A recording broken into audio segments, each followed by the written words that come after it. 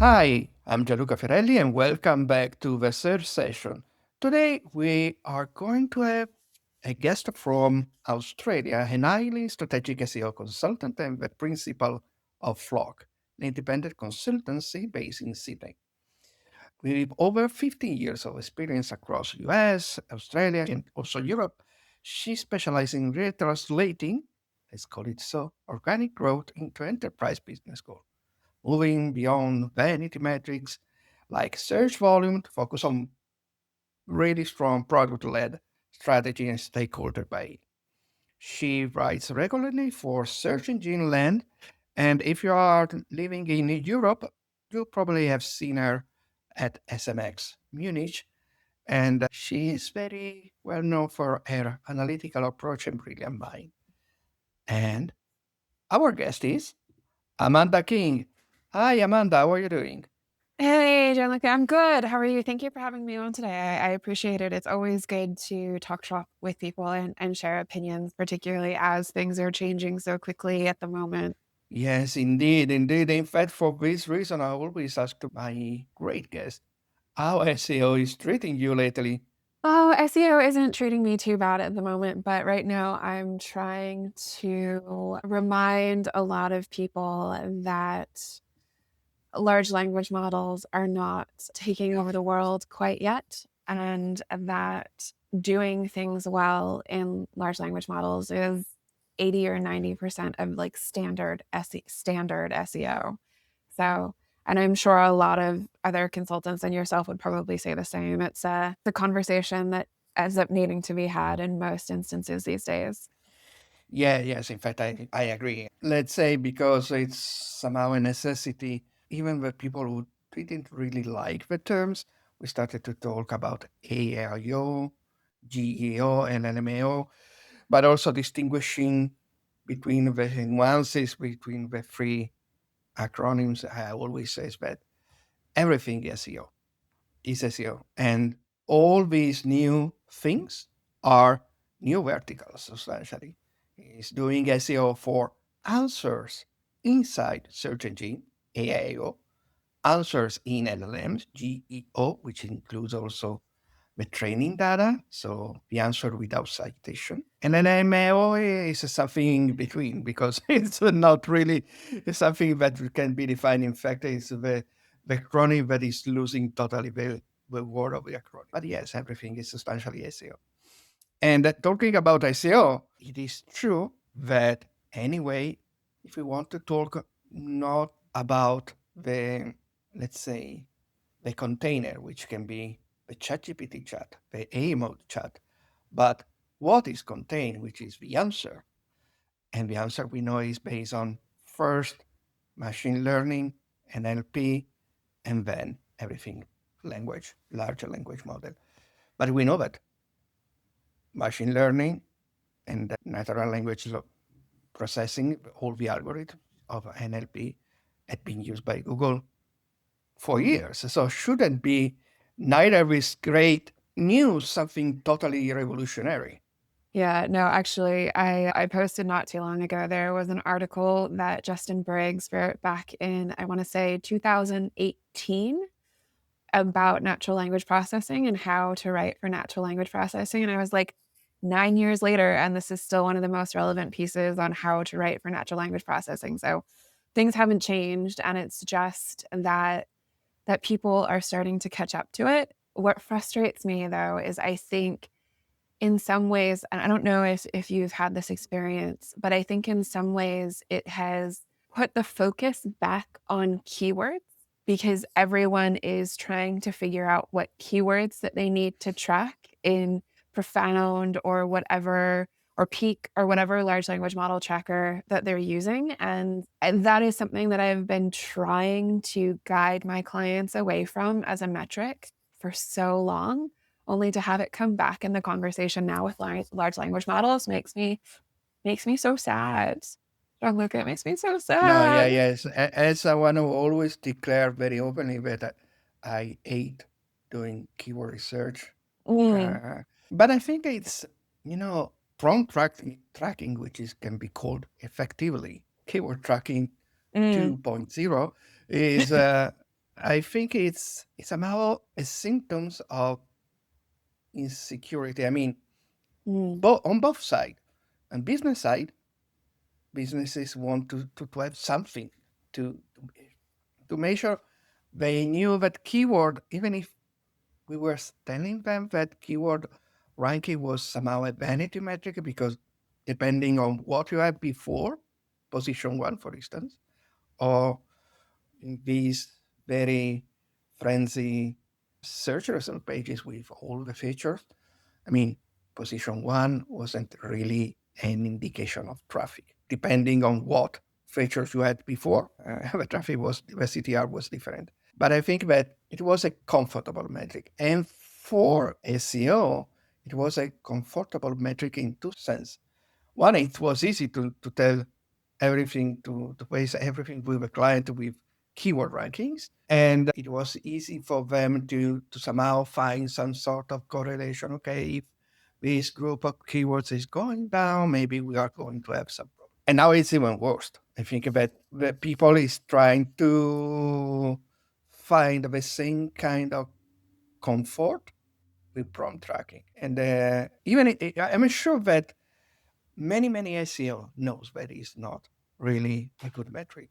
I mean, it can be a good metric, but if you have a very deep wallet and you want to spend literally thousands of USD or dollars for tracking a very large amount of prompts. So you can have some sort of statistical idea of something which is ultimately wrong, which is a neutral search, because we know that personalized search is the norm in LLMs. You were citing a date, 2018, and in 2018, Google filed a patent about which you talk a lot, which is the information gain patent, that was then granted in 2022, which is not a weird date because if we correlate the dates with what's happening. So Yeah. why people talk a lot about information gain when it came out, and it's not talking about information gain now, that is even more important to understand what is information gain. I think the easiest thing is to look at the timeline, right? Because it was 2022 when information gain and that patent came out, and that was basically at the same time that ChatGPT was really gaining ground. Because what was it? Their first model was released in September 2021 commercially. So it got swept under the rug, right? Because it was the not sexy version of, hey, here's a thing that you need to pay attention to, and here's the thing where we need to actually understand kind of what's happening with how we present information to people, right? And how we do that kind of 10x type thing. And I think it just got buried, honestly, in the excitement of large language models. Yes, but the fact is that people, I don't know. I'm sure you have probably the same sensation, but sometimes people go in two ways, or start digging. I mean, I'm a huge Lord of the Rings fan, so it's like the dwarves digging so deep that they free the Balrog. So there are people that are digging so deep into everything mechanism of LLM that sincerely, why? I don't care that the LLM is doing this for some obscure reason. Tell me what is the consequence. Okay, I know it. What is the reason why he started to do this kind of things? But tell me what are the ultimate consequences so I can act in terms of marketing, not in engineer. I don't want to understand. And then there are the other ones that are so superficial that sincerely are the most real dangerous people. So the classic AI bros, as I call them, and the classic one line prompt, and you can have a constellation of contents, and we are seeing what happens if you are creating content in mass. But instead, there are very few people in the middle. I mean, are not superficial, but don't go so deep and go to the root. So, because if LLMs are doing something so complicated that you are trying to explain, it's because there's something that they want to fulfill as an objective. So knowing the objective, you can go backward. And in the sense, if they want to price, for instance, for information gain, don't write the same thing all the other people or competitors are saying. Try to find a balance between consensus and information gain. You don't need to understand all the super complicated mathematics behind it. But the thing is, Gianluca, people don't want to do marketing anymore because it's hard, because it takes work, because you have to think about your business and it's not something where you can click a button and have someone write an article for you. Like that's part of the difficulty of my perspective when I come in as a consultant, right? Because I have a business background. I've been studying marketing. Like I was a marketer before I was an SEO. And so the whole for whatever reason, if people have put digital marketing into a different space than marketing. We're marketers.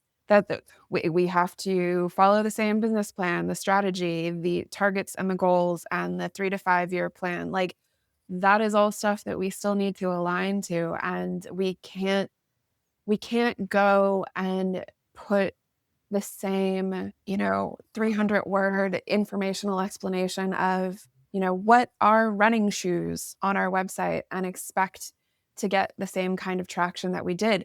But the problem is that at one point, that kind of stuff did work because the thing that Google wanted to be able to do, that is basically understand the market as a person, right? As a person would. I'm looking at, different competitors and I'm understanding who I want to trust. Like Google didn't have the technology to do that well until probably about 5 years ago, after doing it for a decade before that. So, or not a decade, 20 years before that. So, like, there's this disconnect between what works and what makes sense.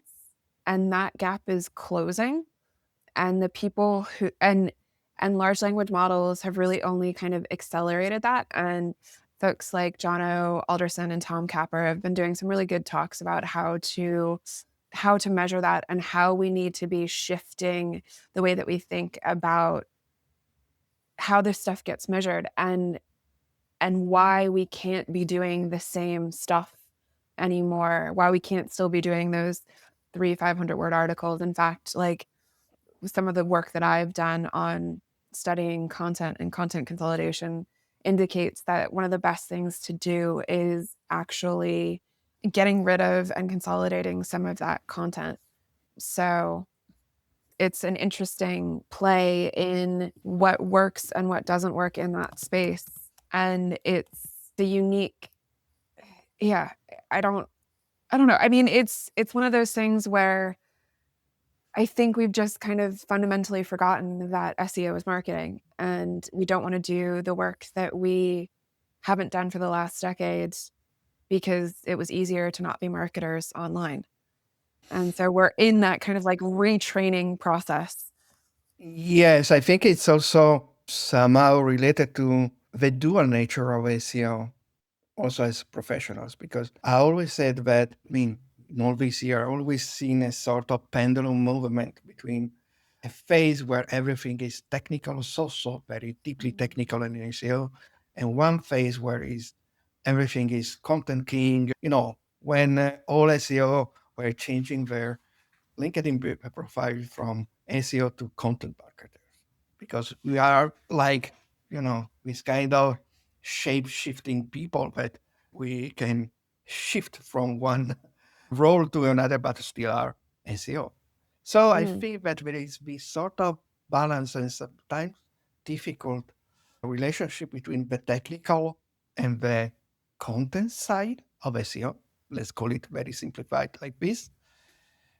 When in reality, we should think as professional that we are, okay, let's think in the people working for a movie or a TV series. We have a director, which can be, I don't know, the client.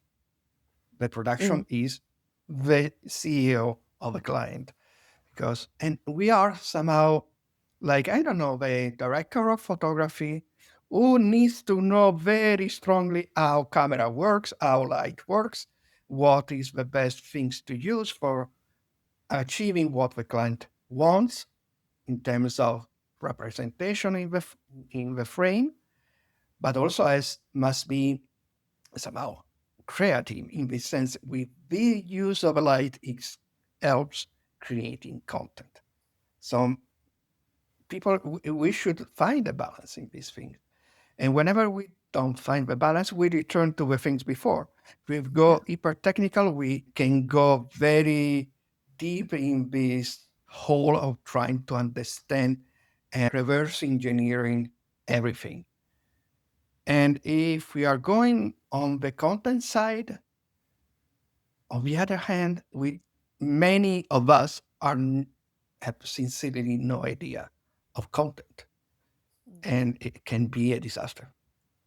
Yeah, and look, I think as well, because the internet is relatively young from a integrated business perspective, that very few people actually think of the website and the website infrastructure as operational, but it is. And if you think of the role of a traditional marketer, for example, like operations and operational kind of how things work operationally at the business is still really important to know. So for example, like when I was working at Optus as their mobile phones lead, you know, if I wanted to sell thousands and thousands of Oppo phones, I couldn't because we didn't have the stock. So there's that balance as well where the infrastructure and the technical and the website, if you are a marketer, is something that you would need to have in your understanding of portfolio anyway. But it's just, I don't think it's ever really been thought of that way or ever really been kind of Mhm. categorized that way as operations and as infrastructure, but it is.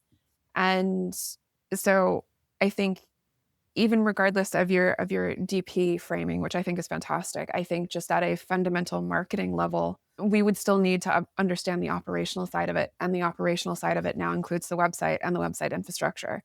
So yeah, the technical side is still something that would be under our remit regardless. And I think all of these different titles generally are just people chasing after the trend to get some quick money, which is frustrating to witness because I will always say I'm a marketer first, which is not the sexiest thing. Well, maybe it's not the sexiest thing, but maybe it's the correct thing in order to being taken seriously by the clients, by the people you want. Because if you're not really clear in saying to the client that you understand marketing, that you are a marketer, but you do a marketer for this kind of medium, then the client will start thinking what is the difference between you and a very advanced developer, or what is the difference between you and a person who is, for real, a content strategist or a content marketer. And anyway, talking about technical stuff, you recently talked at SMX Munich about the bots and logs as a generic topics, which is something very interesting because before we were talking about prompt, for instance, prompt tracking, and there is another version, another faction, let's call it so, between brackets, of telling no people, the real way to understand if your content is at least scouted by LLMs is go directly to the logs. So if you want to resume it in a few minutes, what is the main point you were trying to give to the public of SMX Munich with your talk? I mean, to be honest, it was actually kind of a negative one because I was saying that the effort that you would need to put in to fully read your logs and understand whether or not an agent was actually, this was specifically in relation to agentic search, to see whether an agent was actually doing the desired action on your website, you would actually have to sit down and follow the journey of that bot over the course of, that 15-minute, half an hour session or whatever it was, and trace its path and see if it got to the checkout or got to the newsletter subscription or whatever. And the advice that I landed on at the end was if you have the time to do it and it's something that you're curious about, sit down and do it. But the average layperson, the average SEO doesn't need to have that depth of a level of understanding of a channel that is a percent of a percent and is still quite cutting edge. So it was more about understanding that if you wanted to get a full picture of how things were working at the moment with bots on your website, it's actually quite complicated. It is not the easiest thing to do. It's not super straightforward. Like you, even going to your logs and just saying, oh, the OpenAI bot pinged my website 1,200 times, right? It pings you once for every resource. It's not necessarily even page based. Sometimes it'll ping the same page more than once. Like there's not consistency, and there's not consistency in reporting. And there's, again, for agentic search, you would have to actually sit down and follow the past in the logs. So we're still in the wild, wild west when it comes to bot crawling and large language model crawling in particular, and agentic search. Like it's not an easy thing to pin down and an easy thing to understand. And 9 times out of 10, it's probably not going to be worth it, regardless of what your CEO requests of you. Yes, I agree because sometimes oh, one sort of mistake I see is people thinking that every time a bot is visiting you, that means that you are. And then people are supposed to know how query files works, should know that maybe you are visited in the consideration phase. But that doesn't mean that you are used and cited in the answer. Maybe the one interesting is for our friends calling themselves GEO is see the training bot if it's visiting you and how frequently, because that can be understanding of interest. For instance, if you have created something new, that maybe in the next release of a new model, maybe that content is going to be in the training. Maybe. Yeah, maybe. And not even then, a lot of bots for large language models have mixed purpose. Some are visit and train, and then others, like Google, I don't think separates their bots by purpose. So again, it's still not consistent, right?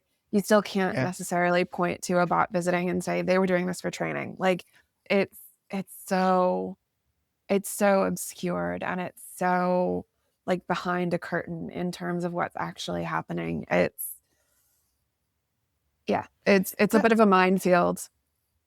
Yeah, and I have a question about talking about minefield and difficult decision to take.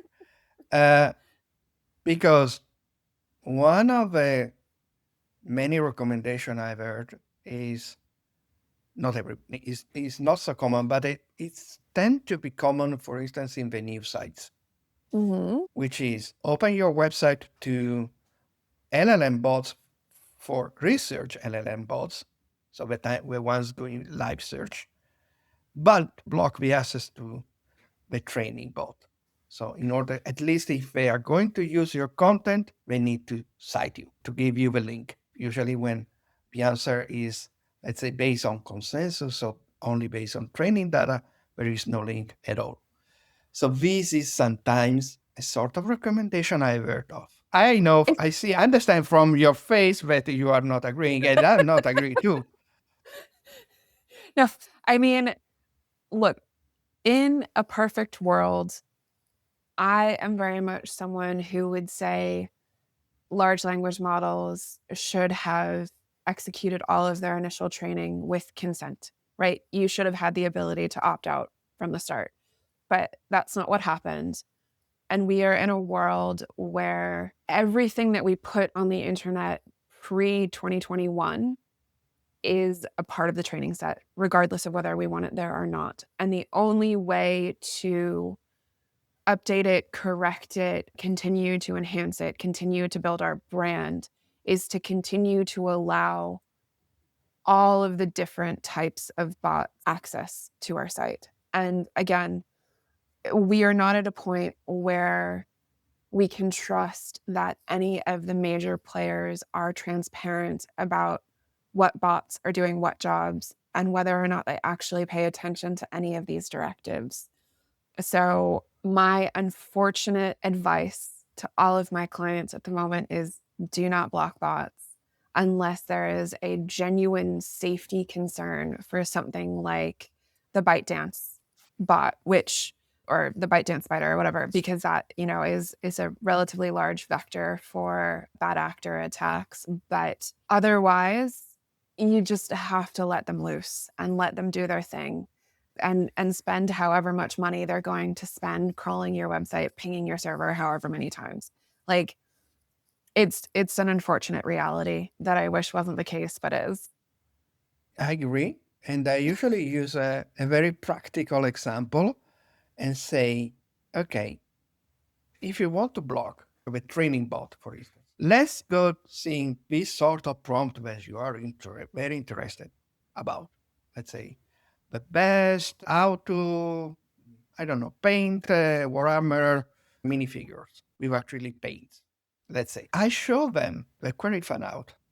Can be ChatGPT query fan out, Gemini query fan out.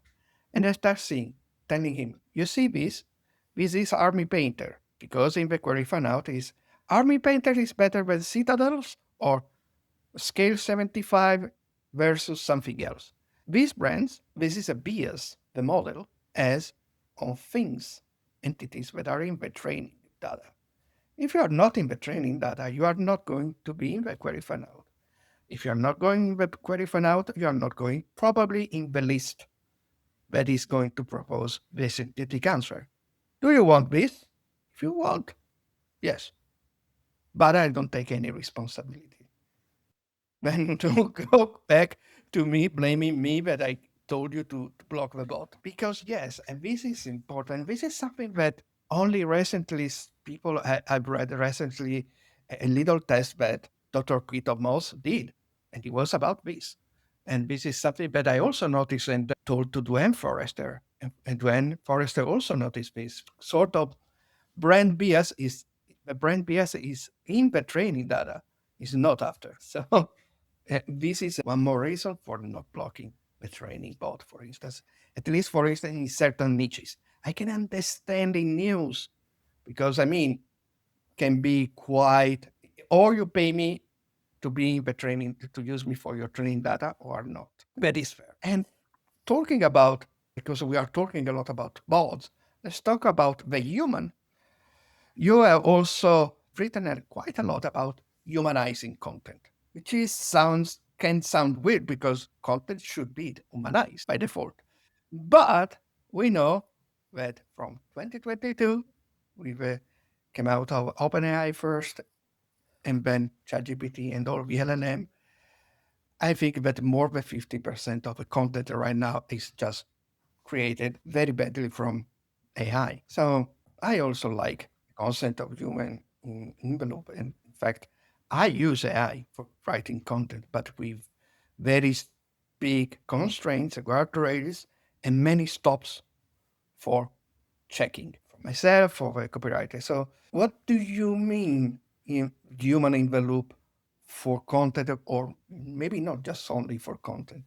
What is the importance of the central figure of a human in order to control the output? I mean, it's massive, and the way that I look at it as well is very much in the kind of, I hate the phrase, but the helpful concept as well, because a big part of what makes content helpful in Google's eyes is perspective and expertise, right? And that can only be given by a human.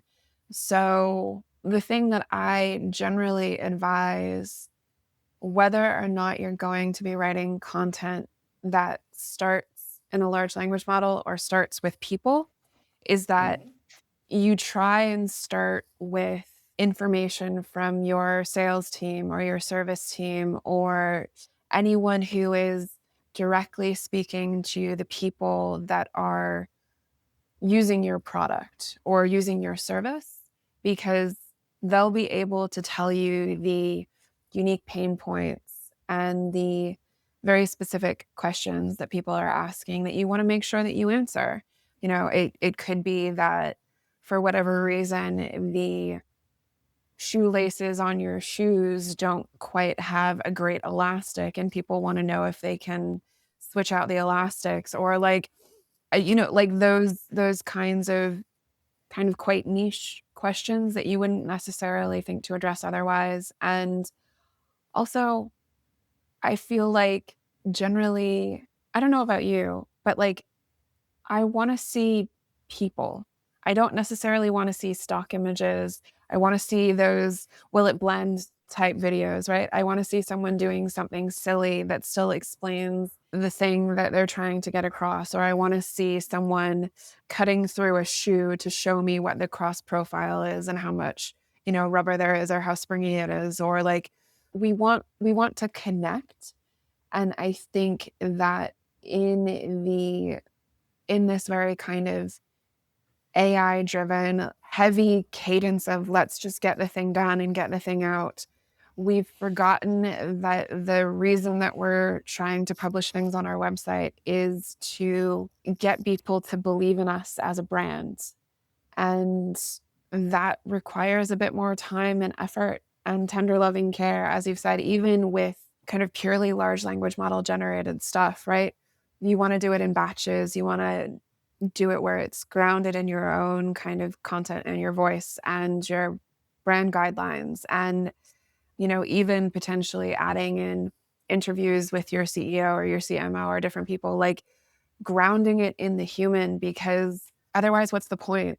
One of the things that I've said for a very long time in my presentations and things that I speak about when it comes on a strategy level is, would you do this if Google didn't exist? And I think that can be reframed into, would you do this if ChatGPT didn't exist, if Claude didn't exist? Like, there's such an obsession with creating so much content that I think we all just need to take a deep breath and slow down a bit and be like, why are we creating this content in the first place? Like, what question are we trying to answer? Who are we trying to solve for? What problem are we trying to address?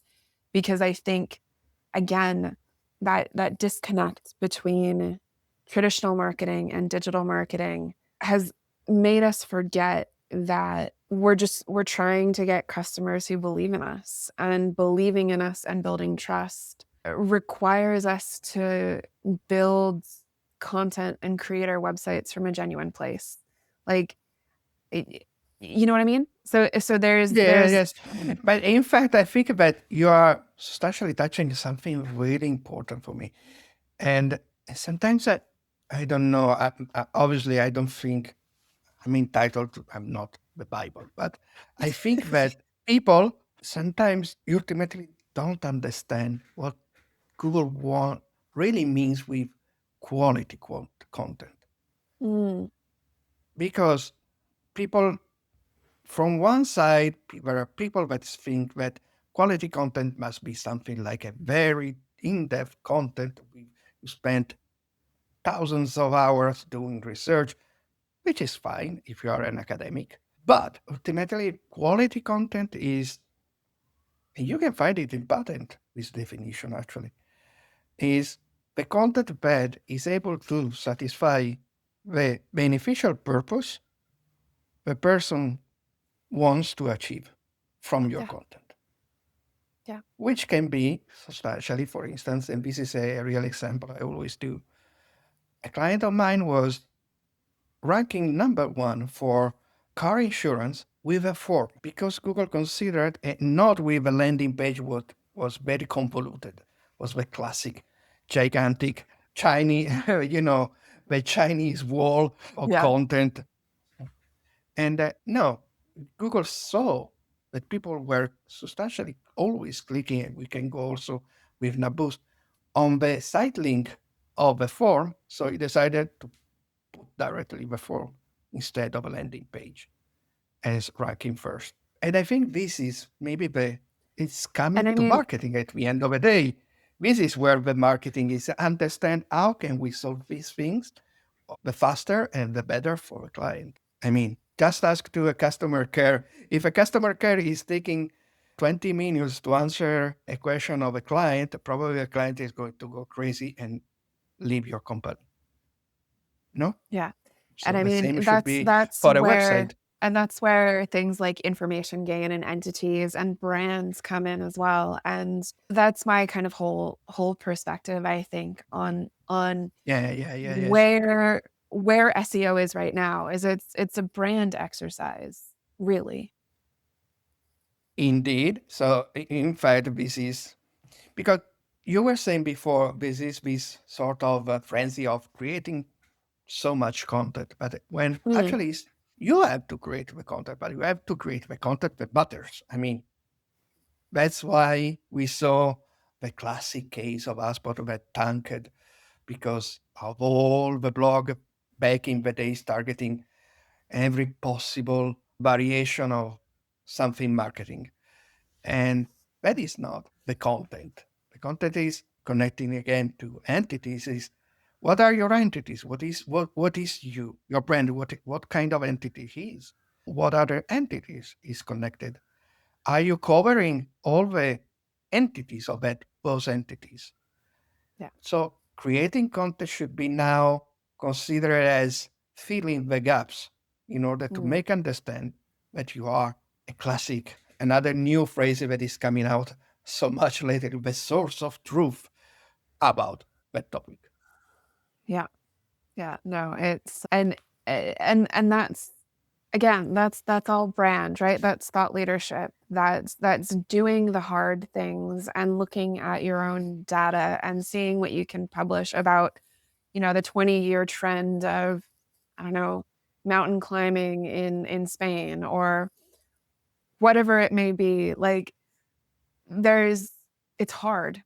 It's hard. And I think digital marketing has felt easy for the last 10 years because we've been using representative signals that don't actually necessarily reflect the impact on the wider business in the sense of like we're not looking at the holistic business numbers. We're still kind of looking at our own niche, right? And now there are a lot of folks that are recommending looking at things like share of voice or share of market, which are traditionally brand measurement metrics, but they're looking at the whole market.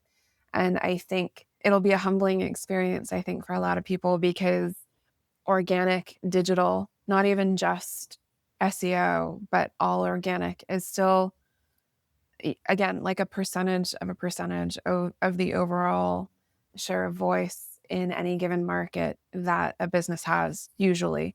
There's a rebalancing, I think, that SEO and digital needs to have as well in terms of where we sit in the hierarchy of the rest of the business and how we need to more closely align the work that we're doing in terms of the thought leadership and the things that we're talking about with the reality outside of the internet in terms of like one of the examples that I give, for example, when I'm talking about entities is would I trust a travel site that, I was looking for recommendations about Paris, but they didn't talk about the Louvre or they didn't talk about the Eiffel Tower or they didn't talk about croissants, say. They just only mentioned things, they only just had Paris on that page 120 times.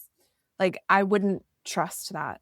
And that is us having to shift more towards entity and business thinking than traditional, like keyword or SEO thinking. And I still think a lot of people are making that transition. Yes, and before when I was introducing you, I was saying that you are strongly that your vision of SEO is the what you usually said defined as product-led SEO.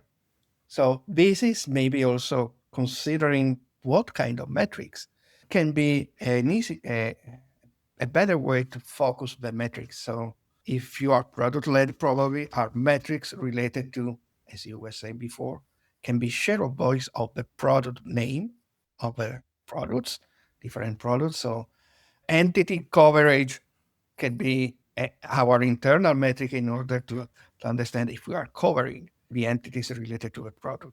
So what is your precise vision of what is product led and why it is for you the right way?